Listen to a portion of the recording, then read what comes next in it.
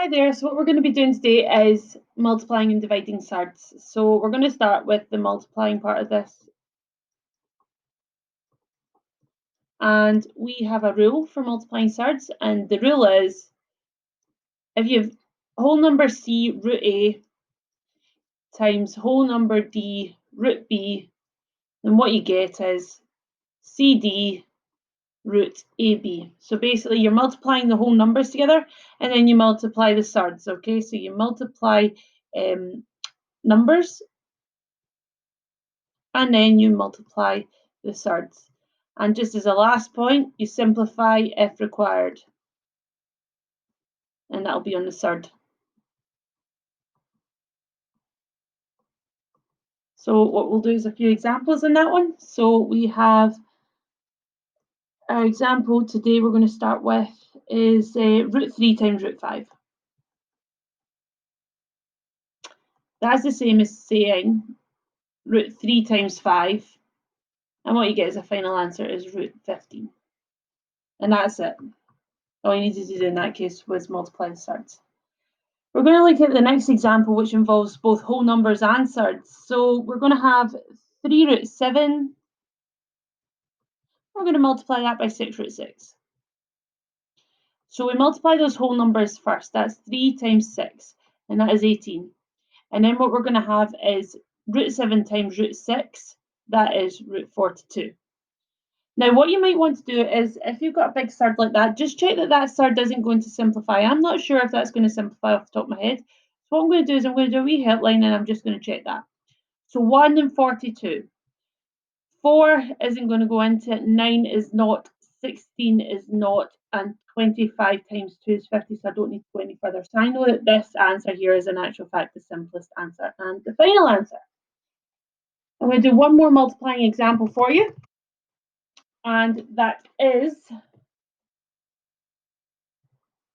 3 root 2 times root 8 times 4 root 3. So what I'm going to do first, I'm going to multiply the whole numbers. So that is 3, that would be a 1, so it would be 3 times 1 is 3 times 4 is 12. And then I'm going to multiply the surds. So 2 times 8 is 16, times 3 is 48. So what I'm going to do now is just check that root 48 because it's quite a big number. So I just want to make sure that that can't be a perfect square with another number. So I've got 1 and 48, 4 and 12. So I know that this is definitely going to be simplifying, but is it 4 the highest number we can use here? 9 isn't going into 48, 16 is going in 3 times. That's the option I'm going to choose. So what we have is 12, root 16, root 3.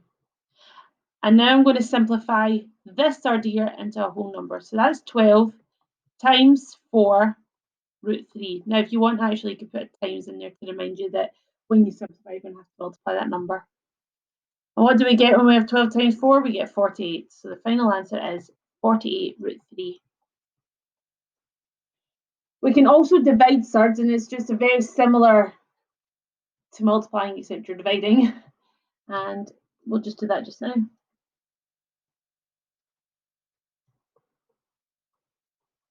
So our rule is if I have C root A over D root B, then what I get altogether is C over D, and then the square root of the whole fraction A over B. General rules apply, divide numbers. We're going to divide the surds. And we will simplify if required, where required.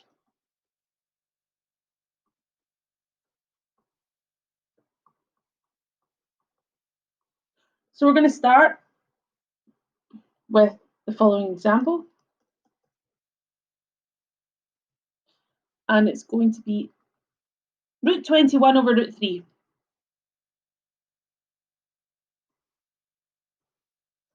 Now let's go and have a wee look at the rule. I have this situation here that I want to go into, so I'm going to take the two individual surds and make it one big surd. So that's going to become a big surd, 21 over 3. 21 over 3 is 7, so the final answer is root 7. Example 2 that we're going to do is 3 root 54 divided by 6 root 6.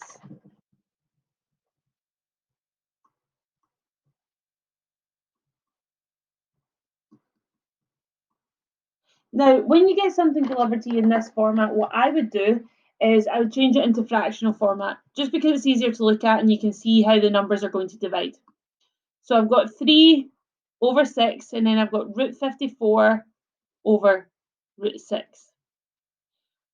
I know that this fraction is going to simplify to 1/2. So I get 1 over 2, and then we're going to have 54 divided by 6, all in one big square root. And what we get is 1/2 times root 9. Now, root 9 is a square number. The answer to that is 3, so your final answer is 3 over 2. I'm going to do one other example for you. And it's worth saying that rules can work backwards, so you could have this situation and put it back into that if it makes it easier. And we're going to do that in the next example. So what we're going to have is 9 over 16 and a big square root over them. Now, 9 and 16 do not belong to the same times table. However, what we can do is the following. We can split them up and use small roots for each individual part. Because both of these are square numbers, we're going to get a nice fraction coming from this. So the square root of 9 is 3, and the square root of 16 is 4, and you get a final answer of 3 over 4. That's just a wee snapshot into multiplying and dividing surds. I hope it's been useful. Please like and share, and we'll see you all soon.